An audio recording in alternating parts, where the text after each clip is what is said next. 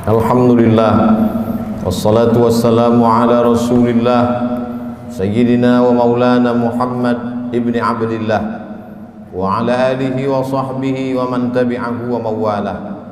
Ashhadu an la ilaha illallah wahdahu la syarika lah, wa ashhadu anna sayyidana Muhammadan abduhu wa rasuluh la nabiyya ba'dah. Allahumma salli ala sayyidina Muhammadin an-nabiyil ummi wa ala alihi wa sahbihi wa barik wa sallim. Qala Allah Ta'ala fil Qur'anil azim wa huwa asdaqul qailin. A'udzu billahi minasy syaithanir rajim. Ya ayyuhalladzina amanu taqullaha haqqa tuqatih wa la tamutunna illa wa antum muslimun. Wa qala ta'ala fi ayatin ukhra, ya ayyuhalladzina amanu taqullaha wa qulu qawlan sadida yuslih lakum a'malakum wa yaghfir lakum dhunubakum wa man yuti'illaha wa rasulahu faqad faza fawzan 'azima. Ibadallah, usikum wa nafsi bi taqwallah wa ta'atihi faqad fazal muttaqun. Hadirin jamaah Jumat yang dimuliakan Allah Subhanahu wa ta'ala. Ada kalanya telinga itu bosan mendengarkan nasihat, muak, jemu, letih. Ada kalanya akal itu tidak lagi bisa diajak untuk berpikir, susah, payah, karena sudah terlalu penuh dengan berbagai macam maklumat, informasi, penderitaan dan kesusahan. Tapi Allah memberikan jalan lain untuk supaya nasihat itu sampai ke dalam hati melalui kisah. Maka kata Allah kepada Nabi Muhammad sallallahu alaihi wasallam, faqsusil qasasa, ceritakanlah kisah-kisah itu, la'allahum yatafakkarun, biarkan mereka berfikir, biarkan mereka merenung sejenak. Selama jantung masih berdetak, selama darah masih mengalir, mereka masih hidup, hati mereka masih bisa diajak untuk berkompromi. Mungkin kalau dinasihati tidak lagi masuk, tersumbat sudah telinga. Mungkin kalau diajak berdiskusi sudah tidak mempan, saking penat dan lelahnya penderitaan. Tapi kisah-kisah masih menyentuh ke dalam hati sanubari manusia, karena nafas masih berhembus, hayat masih berada di kandung badan. Bagi yang lama tidak juga dikaruniai anak, bacalah kisah Ibrahim alaihissalam yang tidak pernah muak dan bosan berdoa, Rabbi habli minas salihin, berilah aku anak yang saleh. Bukan setahun, bukan 2 tahun, 86 tahun lamanya menikah dengan Sarah, tidak juga dikaruniai anak. Menikah dengan Hajar, anak tidak juga datang. Mereka mengatakan istrinya mandul. Mereka katakan tangan mungkin punya anak, karena tulang sudah rapuh, kepala sudah diselimuti uban, mustahil punya anak. Tapi Allah ingin menunjukkan kuasanya. Pagi, petang, siang dan malam dia berdoa, Rabbi habli minas salihin. Akhirnya Allah berikan anak. Bukan cuma istrinya yang muda itu yang melahirkan anak, istri yang dikatakan semua orang mengatakan takkan mungkin punya anak, mustahil punya anak. 13 tahun setelah kelahiran Ismail, Sarah mengandung, lahirlah Ishak. Ketika itu umur Nabi Ibrahim 99 tahun. Allah ingin menunjukkan kuasanya. Innama amruhu idza arada syai'an ayyaqula lahu kun fayakun. Setan berbisik, mengapa dia yang pacaran, dia yang berzina, sekali berhubungan kelamin langsung punya anak? Mengapa dia yang melakukan hubungan tidak halal, tidak ada akad, tidak ada saksi, tidak ada mahar, tidak ada izin orang tua, mengapa begitu mudah? Memang itulah kerja setan. Alladzi waswisu fi sudurin nas la'atiyannahum min baini aydihim, aku akan datang dari depan, wa min khalfihim, dari belakang, wa an aymanihim, dari kanan, wa an syama'ilihim, dari kiri. Memang begitulah kerja-kerja setan dari bentuk jin. Syayatinul jinni wal insi, ada pula setan yang berbentuk manusia, yang kerjanya menghangat-hangatkan hati, memanaskan perasaan, sehingga mendidih bergejolak sampai pada mencaci maki Tuhan. Beristighfarlah, minta ampun kepada Allah. Bacalah kisah-kisah mereka, bagaimana susahnya Nabi Zakaria berdoa kepada Allah, Rabbi habli min ladunka dzurriyyatan thayyibah, berilah aku keturunan yang baik-baik ya Allah. Allah berikan keturunan yang baik. Anak itu bernama Yahya, seorang perempuan lama tidak punya anak, namanya Hannah. Dia berdoa kepada Allah, Rabbi, ya Allah, inni aku nazartu, bernazar, laka ma fi batni muharrara, kalau aku punya anak, kalau aku bisa mengandung, anakku ini akan kujadikan muharrara, khalisan li khidmati baitil maqdis. Dia tidak akan menjadi petani, dia tidak kusuruh bercocok tanam, dia tidak akan mencari ikan di tengah laut menjadi nelayan, dia tidak akan menjadi pegawai kerajaan, dia hanya akan aku jadikan muharrara, menjadi pelayan Baitul Maqdis. Hidupnya hanya akan menjadi pelayan rumahmu ya Allah. Dia tidak ada kerja lain. Kuwakafkan anakku ini untukmu ya Allah. Fataqabbalaha rabbuha, Allah kabulkan doanya biqabulin hasanin wa ambataha nabatan hasana. Anak itu tumbuh dengan pertumbuhan yang baik.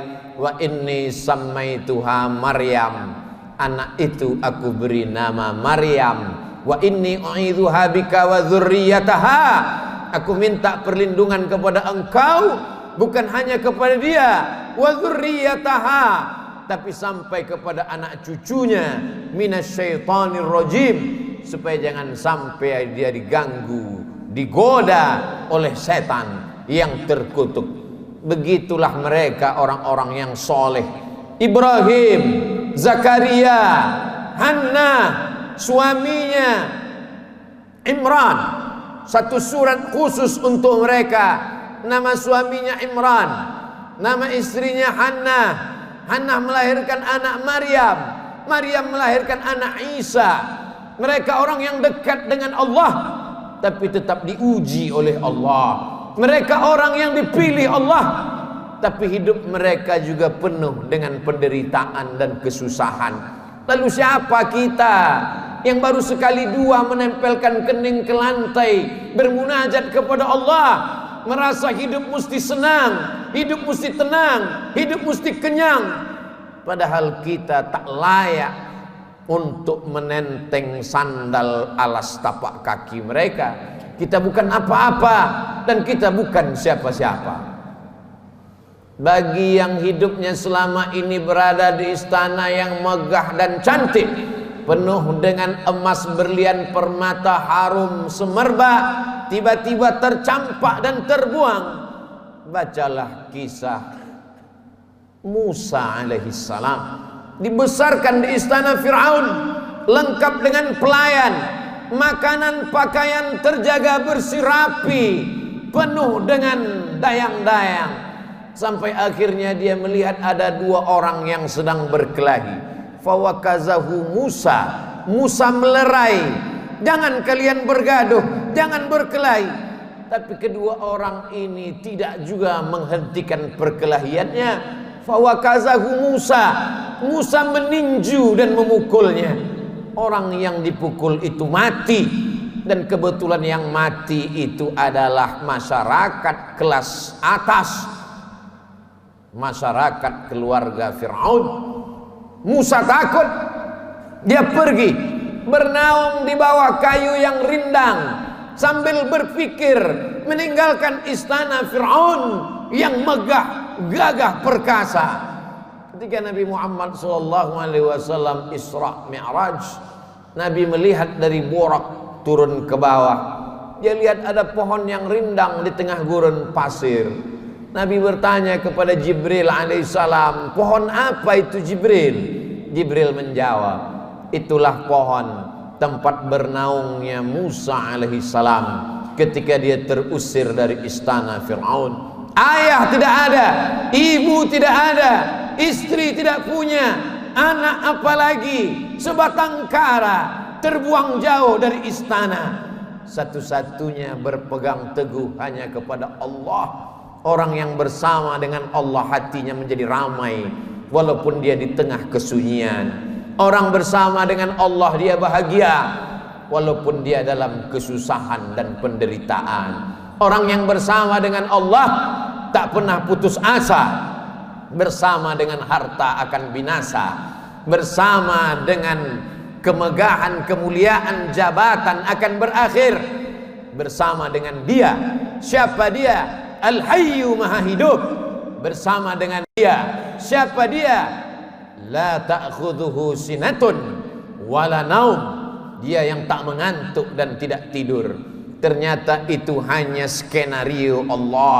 Allah ingin melepaskan Musa dari kungkungan harta benda, dari cengkraman kekuasaan Fir'aun terlaknat. Allah ingin mempertemukan Musa dengan guru yang bijaksana, Syuaib namanya. Dari kejauhan Musa melihat orang ramai. Ternyata mereka ngantri untuk mengambil air di sebuah sumur tua yang pintunya tertutup batu yang besar. Tidak sanggup mereka menggeser batu itu walaupun mereka berkumpul beramai-ramai. Musa dengan kekuatan yang dititipkan Allah menggeser batu itu. Dengan mudahnya tutup sumur terbuka. Nabi Musa melihat ada perempuan yang jauh di barisan belakang. Dia panggil perempuan itu untuk mengambil air. Ternyata perempuan itu membalas budi Musa. Dia mengajak Musa untuk berjumpa dengan ayahnya, karena ayahnya lama mencari pengembala kambing. Apa kata si anak? Inna khaira man ista'jartal qawiyul amin. Kalau kau ingin mencari pengembala kambing ayah, selama ini kau susah mencari anak muda, pilihlah anak muda ini. Dia orangnya jujur dan amanah. Dari mana kau tahu dia jujur? Ketika dalam perjalanan tadi aku di depan, dia di belakang. Angin bertiup kencang, pakaian lekuk tubuh terlihat. Dia suruh aku ke belakang, dia ke depan, karena dia tidak ingin melihat yang dilarang Allah. Dari mana kau tahu dia kuat?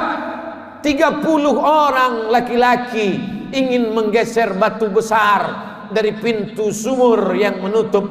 Tak sanggup mereka sampai dia datang. Akhirnya Musa dinikahkan dengan anak Syuaib dengan mahar samania hijaj, 8 musim, 8 tahun lamanya mengembalakan kambing. Musa ulul azmi, banyak manusia tapi tak banyak yang dipilih menjadi nabi. Banyak nabi tapi tak banyak yang dipilih menjadi rasul. Banyak rasul tapi tak banyak yang dipilih menjadi ulul azmi. Musa salah satu ulul azmi. Musa yang diajak Allah untuk berbicara. Wa kallamallahu Musa taklima. Tapi sungguh pun begitu, pernah juga dia merasa terasing, kesunyian, kesepian, tercampak, terjatuh dari istana yang megah. Lalu siapa kita? Kita sedang diajak Allah untuk membanding-bandingkan diri dengan orang-orang yang soleh, yang hebat itu.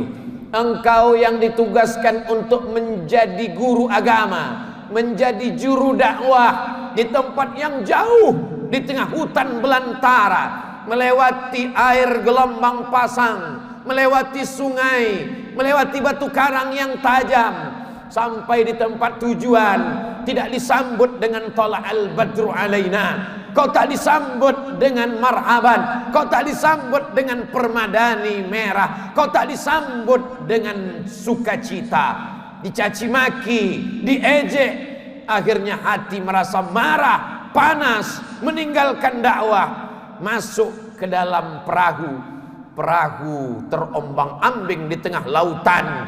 Nampaknya barang-barang mesti dicampakkan. Satu persatu barang-barang dibuang ke laut. Namun perahu tetap juga penuh akan tenggelam. Mau tidak mau, suka tidak suka, penumpang mesti diundi. Dan undian itu jatuh ke tanganmu 3 kali. Kalau sudah 3 kali tak ada pilihan, kau mesti dicampakkan ke tengah laut. Mulut ikan nun sudah siap menganga menelan, berada dalam 3 kegelapan. Gelap malam, gelap lautan, gelap perut ikan.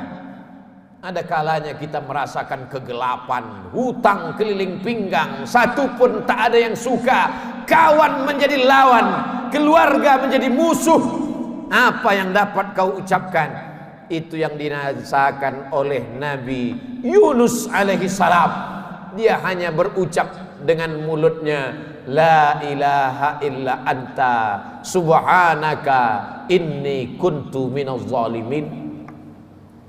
La ilaha illa anta, tiada Tuhan selain engkau. Subhanaka, maha suci engkau. Aku yang kotor, aku yang hitam, aku yang kelam, aku yang bergelimang dosa. Inni kuntu minaz zalimin. Aku sudah zalim, aku sudah aniaya, aku sudah buat dosa. Apa yang dilakukan Allah? Ikan itu memuntahkan isi perutnya. Lalu kemudian Nabi Yunus terdampar di tepi pantai. Ditumbuhkan Allah yaktin, labu. Dia makan labu. Hari ini ahli medis, para pakar gizi menganjurkan orang yang sakit untuk memakan buah labu, makanan yang baik untuk penyembuh orang yang dalam keadaan sakit. Ternyata Allah tahu apa yang ada dalam hatimu. Siapakah engkau bila dibandingkan dengan Nabi yang dipilih Allah? Ada kalanya engkau terjatuh, masuk ke dalam lautan. Lautanmu bukan lautan Nabi Yunus, perut ikanmu bukan perut ikan Nabi Yunus, gelapmu bukan gelap Nabi Yunus. Tapi kesulitan-kesulitan hidup yang datang silih berganti. Tak ada yang dapat kau lakukan kecuali berkata, la ilaha illa anta subhanaka inni kuntu minaz zalimin. Ada orang-orang yang mengajak engkau untuk berargumentasi, untuk berlaga, tapi bukan dengan otot. Mereka mengajak engkau berkelahi, berdebat dengan otak. Otakmu cerdas, IQ-mu hebat, IP-mu tinggi, sarjana, S1, S2 dan S3. Kau akan menang melawan mereka. Mereka bertanya, a anta fa'alta hadza bi alihatina? Kaukah yang sudah menghancurkan berhala-berhala kami? Kaukah yang sudah meluluh lantakkan sembahan-sembahan kami? Dengan ringan dia menjawab, bal fa'alahu kabiruhum hadza. Bukan aku yang menghancurkannya. Yang menghancurkan berhala ini, patung-patung ini adalah patung yang paling besar. Lihat dari lehernya ada kampak. Dialah yang sudah menghancurkan. Ternyata orang-orang yang hebat berargumentasi itu, ketika dia kalah, dia tidak pakai otaknya, tapi yang dia pakai ototnya, yang dia pakai tenaganya, yang dia pakai kekuasaannya, yang dia pakai jabatannya. Kumpulkan semua kayu-kayu, bakar. Mereka membakar Nabi Ibrahim karena kalah berdebat dengan otak. Mereka pakai otot, jabatan, kekuasaan, tenaganya mereka pakai. Bakar, harriquhu, bakar dia. Tidak ada tempat berserah diri kecuali Allah. Nabi Ibrahim hanya meminta, bermohon kepada Allah. Apa yang dikatakan Allah, apa yang dikirimkan Allah. Allah tidak kirim tayran ababil. Allah hanya berkata, ya nar, wahai api, kuni bardan, sejuklah, wasalaman, selamatlah ala Ibrahim. Api itu redup, api itu yang selama ini membakar, menghanguskan, meluluh lantakkan, membinasakan. Tapi kali itu Ibrahim keluar dari api unggun dalam keadaan salaman ala Ibrahim, selamat untuk Ibrahim.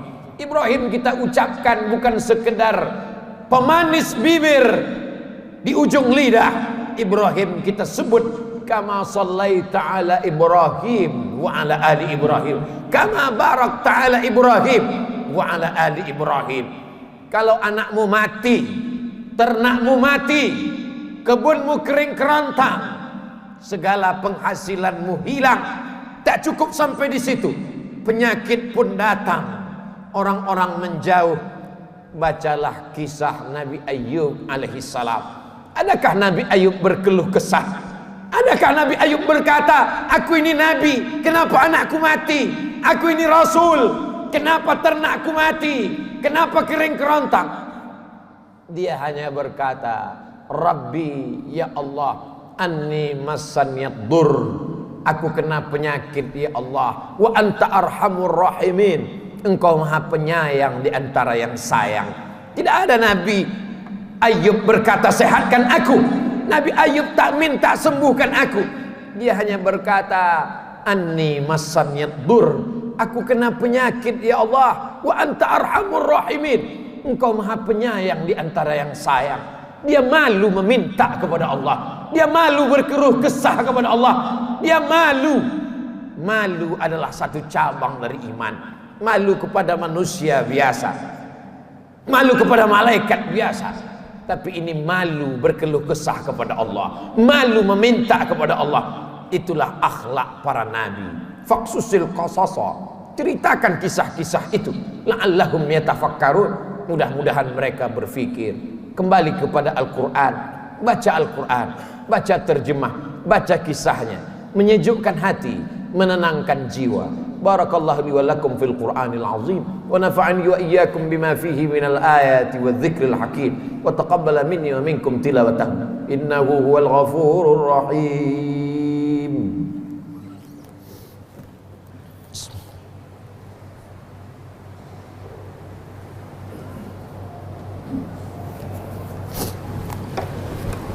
Alhamdulillahilladzi bi ni'matihi tatimmus shalihat. Wassalatu wassalamu ala sayyidis sadat wa ala alihi wa ashabihi ahlil fadaili wal karamat. Ashhadu an la ilaha illallah wahdahu la syarika lah, wa ashhadu anna sayyidana Muhammadan abduhu wa rasuluhu la nabiyya ba'dah. Allahumma salli ala sayyidina Muhammadin an-nabiyil ummi wa ala alihi wa sahbihi wa barik wa sallim. Qala Allah ta'ala fil Qur'anil azim wa huwa asdaqul qailin. A'udzu billahi minasy syaithanir rajim. Bismillahirrahmanirrahim. Wal 'ashr.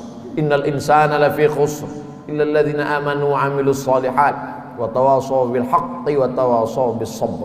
Wa qala ta'ala fi ayatin ukhra, innallaha wa malaikatahu yusalluna 'alan nabi ya ayyuhalladzina amanu sallu 'alaihi wa sallimu taslima. Allahumma ighfir lil muslimina wal muslimat wal mu'minina wal mu'minat al ahya'i minhum wal amwat bi rahmatika ya arhamar rahimin. Allahumma a'izzal islam wal muslimin wahdhuril kafarata wal musyrikin wa dammir a'da'aka a'da'ad din. Allahumma ansur ikhwanana al mujahidin al mustad'afina fi Falastin wa fi Rohingya wa fi kulli makan min masyariqil ardi ila magharibiha. Allahumma dammir a'da'aka a'da'ad din. Allahumma shaddid syamlahum wa farriq jam'ahum waj'al kaidahum fi nuhurihim. Allahumma dafa'an al-ghala wal waba wal fahsya wal riba wal zina wal munkar wal suyuf al mukhtalifata wal syada'ida wal mi'an ma zahara minha wa ma batan min baladina hadha khassa wa min buldanil muslimina ammah. Ibadallah, usikum wa nafsi bitaqwallah wa ta'atihi faqad fazal muttaqun. Innallaha ya'muru bil adli wal ihsan wa ita'i dzil qurba wa yanha 'anil fahsya'i wal munkari wal baghi ya'idzukum la'allakum tadhakkarun. Fadhkurullahal 'azima yadhkurkum was'aluhu min fadlihi yu'tikum wa la dzikrullahi akbar wallahu ya'lamu ma tasna'un. Aqimis shalah.